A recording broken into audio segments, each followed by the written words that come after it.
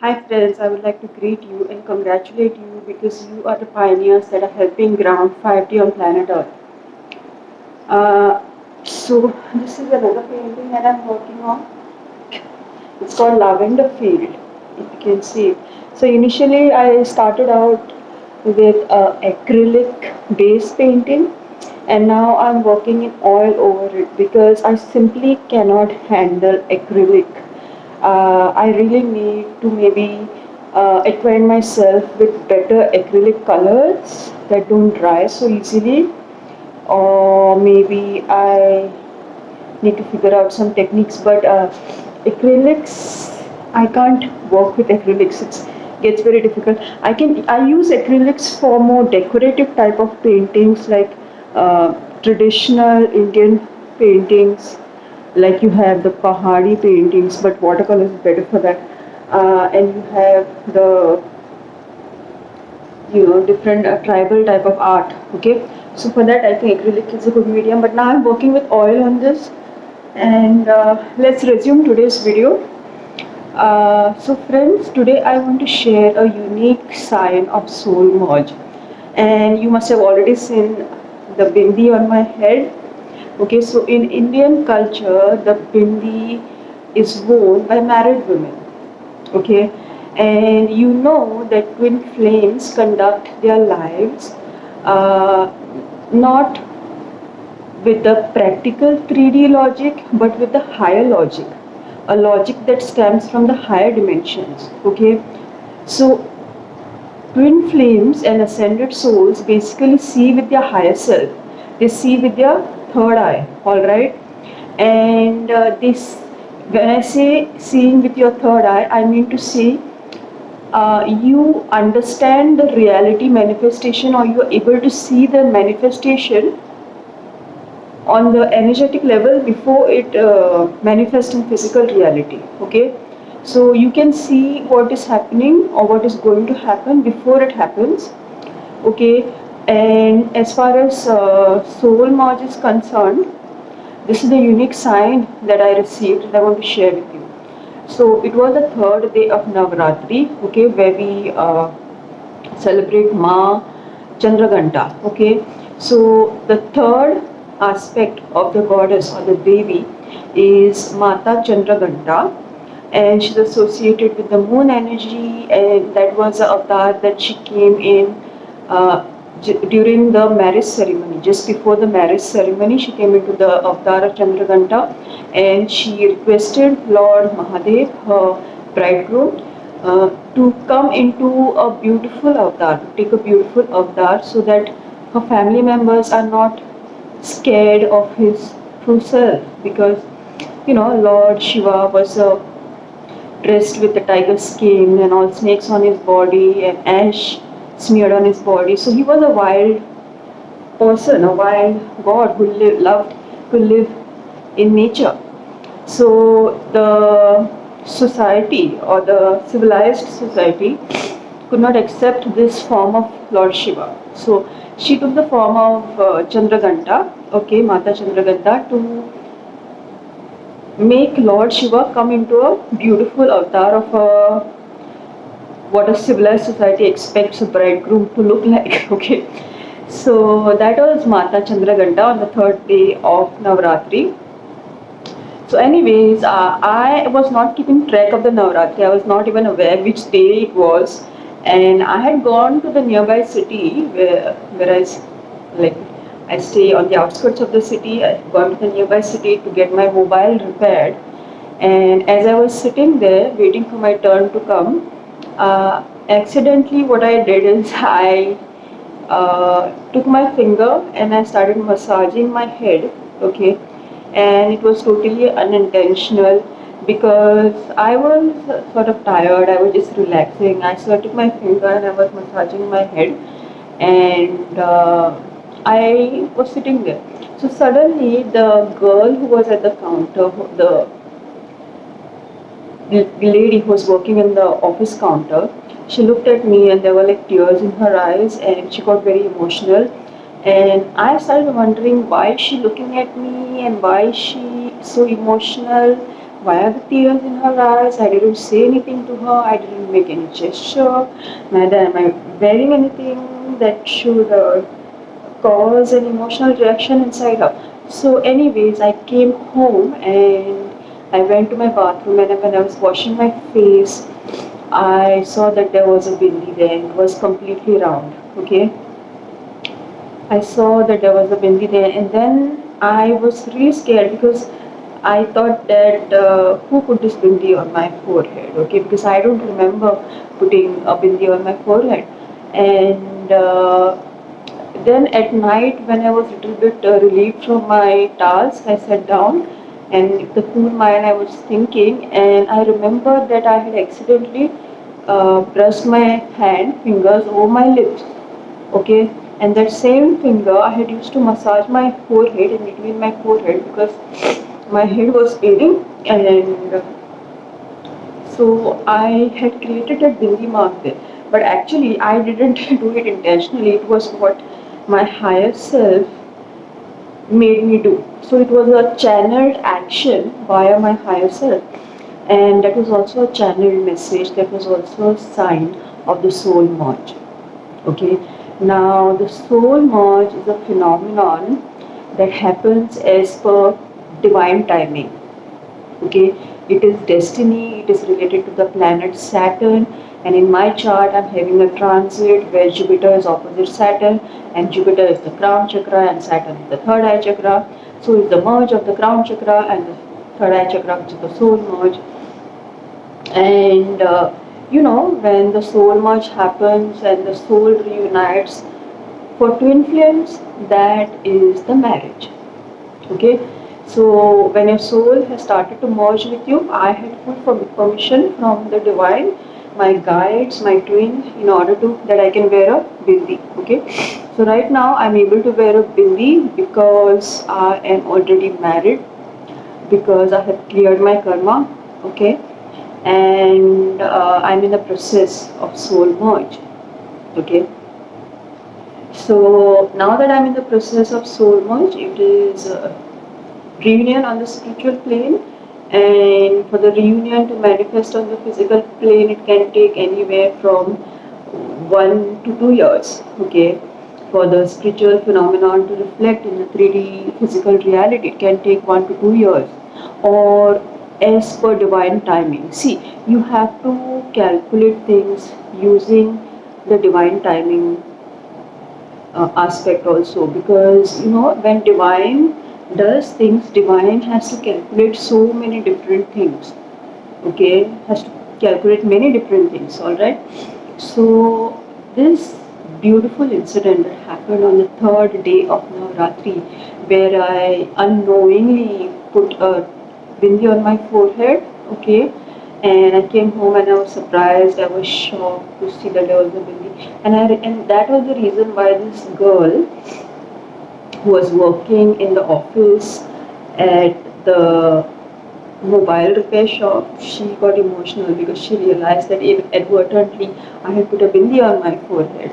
So she also somewhere she understood that it was a channeled phenomenon. Okay, that's why she was emotional, that's why there were tears in her eyes.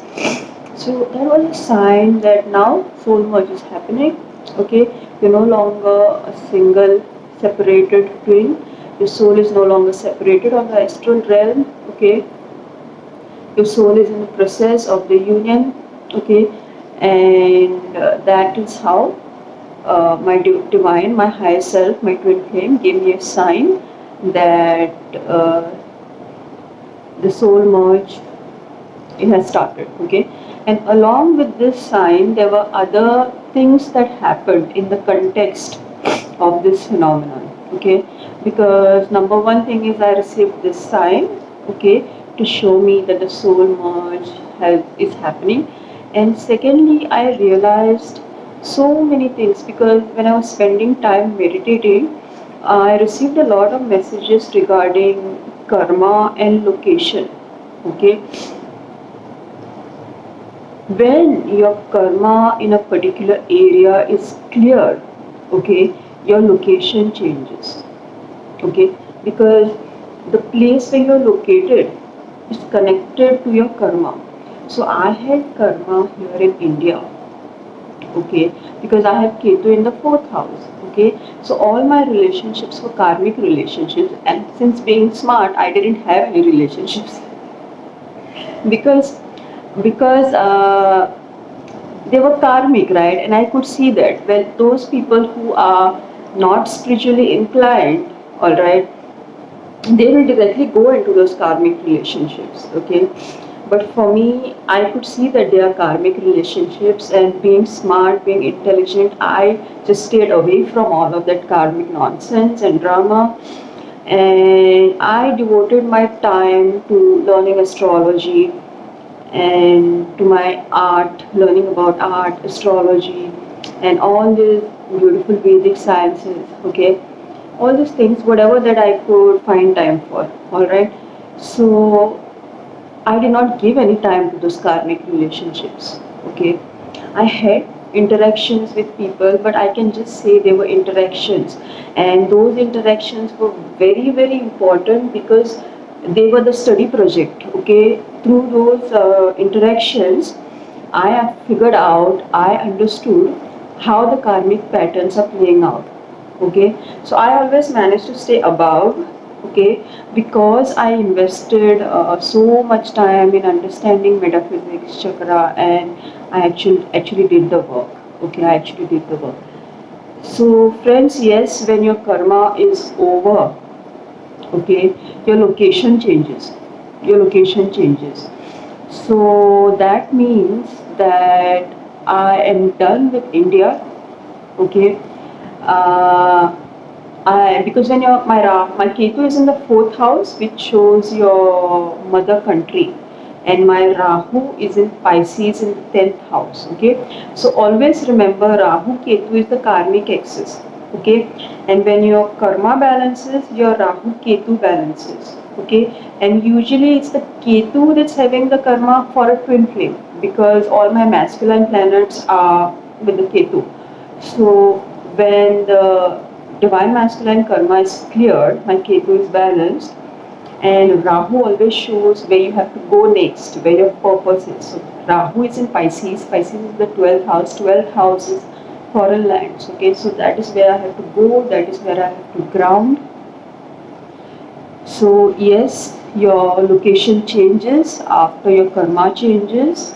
I'm done with the Indian collective, because I have, as I was talking about, clearing the collective karma. And what I did here in India was that I cleared some heavy karmic templates here. Okay, so you know that twin flames do this kind of work of clearing the karmic templates. Okay, so I have done my work here, and the results will show in the future. Okay, and even when I move to a foreign country, I will still be teaching people from India online. Okay, so they can connect with me. But I have to move, and it is not something that I can control. Okay, I have love for my country. I am a Sanatani. I am Hindu, but you know, when your karma is clear, you cannot stay attached. You might love things, you might hate things, but you are done. When you are done, there's no karma. How can you stay there? Okay, so there's no karma in your body. Okay, so now you have to move. Okay, another very important aspect connected with twin flames, and especially the divine feminine, is I have seen most real divine feminines, they always have to move. The more they balance their masculine energy, they have to move. Why this moving aspect? Because when you balance your divine masculine energy inside you, okay, when you balance the planet sun inside you, what is sun? Sun is divine masculine, of course, and sun denotes exploring different places, different people, different cultures, different religions. Okay, so as the sun karma clears for a divine masculine, in order to master the masculine energy, like they always say, Devi is always doing meditation on Shiva. Okay, she is always doing sadhana on Shiva, which is what? She is learning to balance her inner divine masculine. Okay, so the Devi is always doing meditation on Lord Shiva, understanding the true nature of the divine masculine and embodying the divine masculine so that she comes into a true form of Ardhanarishwari or Ardhanarishwara. Alright. So mastering the divine masculine energy involves mastering sun, which involves moving and traveling. Okay, and that is one way in which you can find yourself. Otherwise, how would you find yourself if you just remain in your home state or your home country? Okay, so this is something important. And another thing I want to tell you, divine feminine, you might come and ask me in the comment section or on WhatsApp that how I'm supposed to do it, how it will happen. See, for a twin flame, if you are a real twin flame, everything is divinely orchestrated. The twin flame journey is a divinely orchestrated, divinely guided, and divinely protected journey. Divinely orchestrated, divinely guided, and divinely protected. Alright? So, divine orchestrates it, the karmic clearing process, divine orchestrates it, the moving process, divine orchestrates it, the guidance receiving, divine orchestrates it, okay, the protection and the process, that also divine orchestrates, okay. So you don't have to worry about how something will manifest, okay. You have to, if you are a twin flame, you have to just do your purpose, okay, which is embodying the soul, okay, because the whole journey is about soul embodiment, okay. So you have to work on balancing your chakras and embodying the soul, okay. Things will be orchestrated for you. It doesn't mean you don't have to do work, it doesn't mean you don't have to put in efforts. Sometimes you have to do double the work, sometimes you have to put in double the hours, but still it is a divine orchestration, okay. But you have to trust, you have to have faith that actually this is a divinely orchestrated journey, a divinely guided journey, and a divinely protected journey, okay. So friends, today I shared with you two major aspects of the twin flame journey. One is how divine gives you signs of soul merge, okay, and how when after your karma changes, your location changes, okay. So there was a point in my time where my karma in the state where I was born, not country, state, that got over. That was back in 2020. I was done with the karma related to the state where I was staying, okay. But now, then I went to a different state, okay. I stayed there for 2 years, okay. And then I had to come back here because I had to clear the collective karma. You understand? So I came here for around a year. I cleared the collective karma here back in my state. And now, after the collective karma is cleared, I have to move because I'm done with the Indian collective. Okay. So another thing is, I had just gone for a ride somewhere in the beautiful villages of Goa, okay, and I saw a board of Lord Ram, okay. So there was like a 8-foot board of Lord Ram, and right in front of that board there was some work going on. There was some public PWD, Public Works Department, which is like the road construction, road extension, putting some cables, whatever, that type of repair work was going on, and the road was dug up and a board was put over there saying work in progress. So the board was right in front of Lord Ram's statue. So Lord Ram clearly gave me a message saying that India is a work in progress, India is a karmic ground. So it was pretty clear to me that India is a karmic ground and I should allow people to do their karmic purging here. Okay, I had a desire to work with this collective, but what I realize right now is that when your frequency really increases, sometimes you cannot be a part of certain collectives. You cannot. There is no resonance. It's like they can't see you, you know. Uh, they cannot make an energetic contact with you because they are on a different frequency. Okay, so, and another thing I would like to share is 1 month back here in Goa, India, there is an ashram, okay, and it's called Swan Yoga in Goa, and there is Swamiji, I think his name is Gyan Mitra Swamiji, and his wife is a Spanish fashion designer, and both of them are a really lovely couple, and they are running a yoga training center here.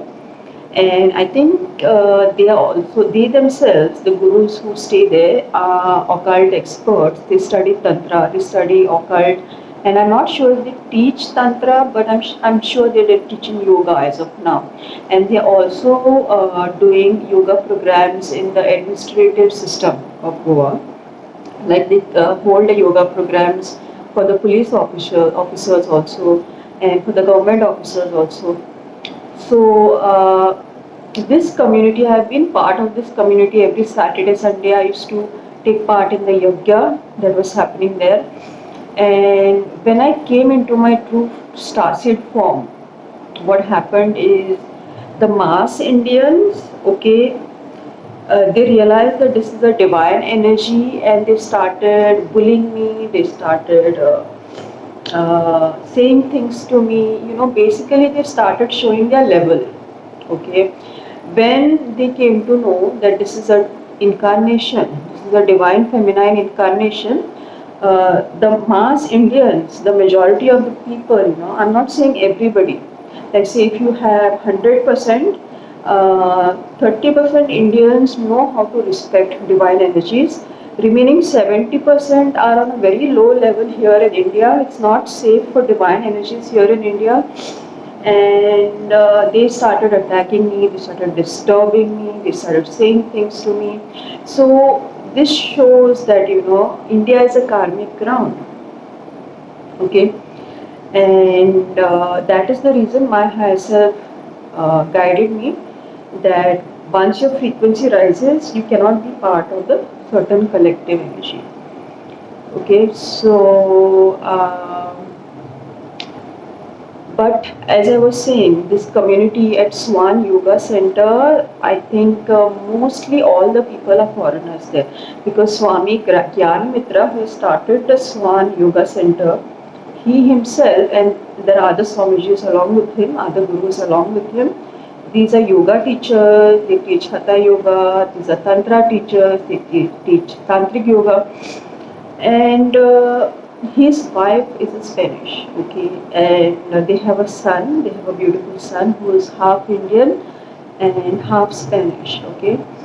And when they realize that I am an incarnation, I am a divine feminine energy, and that I have a huge energetic field, all the foreigners who are in the community, they got around me, they created a ceremony for me, okay, and one of our own local persons, okay, who is a friend of mine, he is a musician, he is having events, he organizes events, he conducts interviews. At the moment he's in Spain. His wife is also a Spanish national, okay.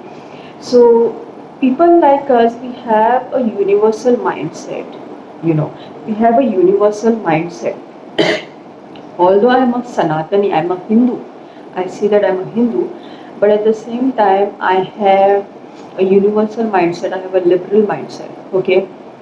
And but I really don't like that patriarchal male energy that disrespects the divine feminine, So if you come to know that somebody is a star seed, somebody is a divine feminine, and just because she's not in reunion with her counterpart, you're going to trouble her, you're going to disturb her.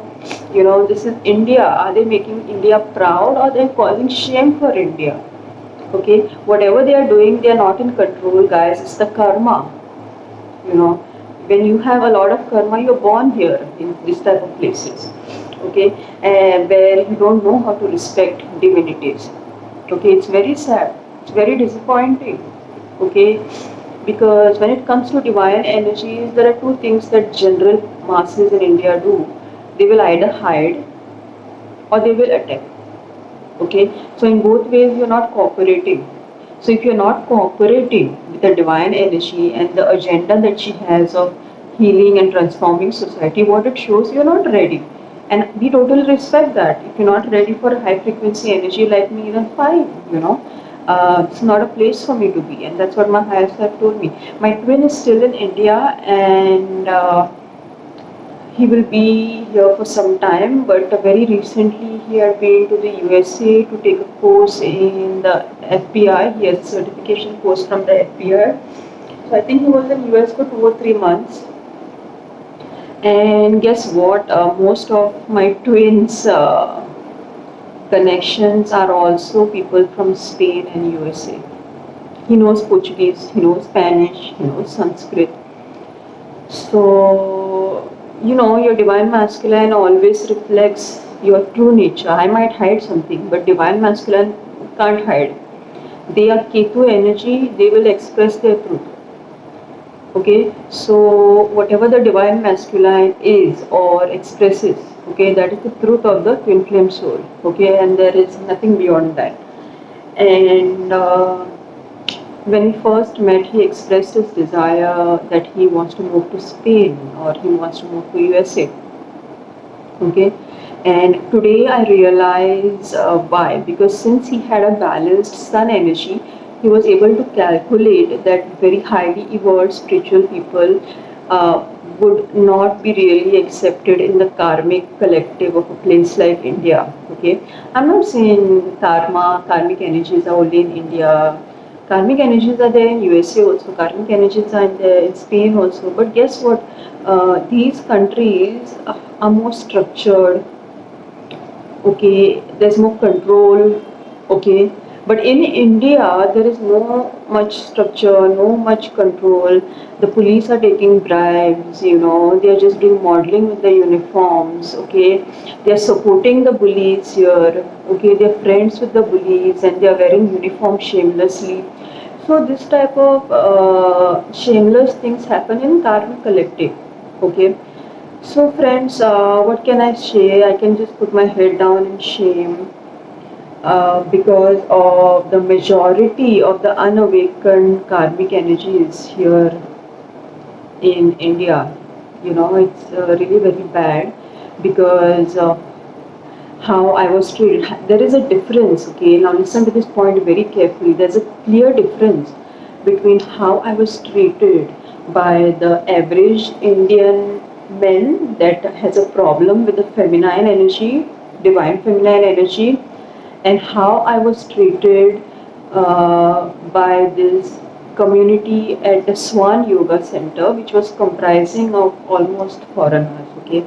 These were people who had come from different parts of the world, Australia, Japan, USA, different parts of the world. They had come, China, from different parts. Okay, these were spiritual people who had come from different parts of the world to study yoga to India, Goa, Swan Yoga Retreat Center. So they got together, they created a small program for me of like half an hour, 40 minutes after the Havan was done, okay, and they spoke with me, they connected with me, they asked about my journey.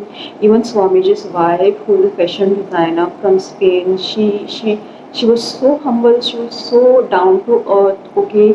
She actually valued all the years of the skills and understanding that I have built up, okay, through this process. Even though I'm not having any degree in tarot or Reiki or soul fragmentation healing, okay, but I still do these processes. I do inner child healing, I do soul fragmentation healing, even without a degree with my clients, because I know the process.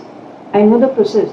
So degree I can get anytime, it just needs, I need to complete my soul merge first and then I can take the degrees, the courses.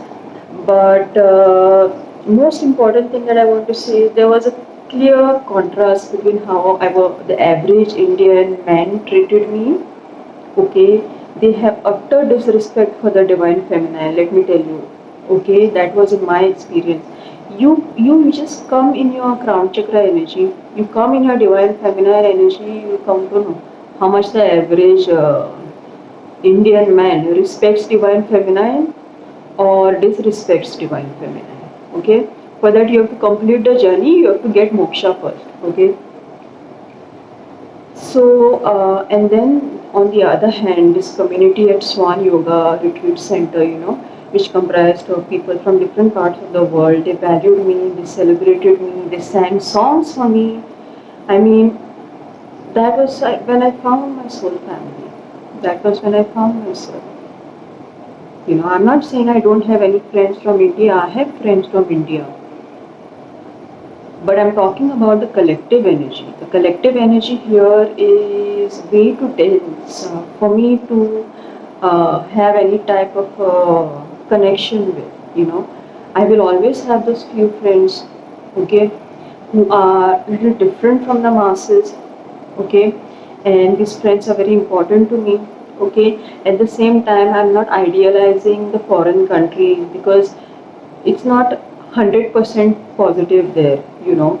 If India is let's say 70% negative and heavy karmic polarity here, then US might be 30% negative, okay, heavy karmic polarity there. So it's how the light and dark are, okay.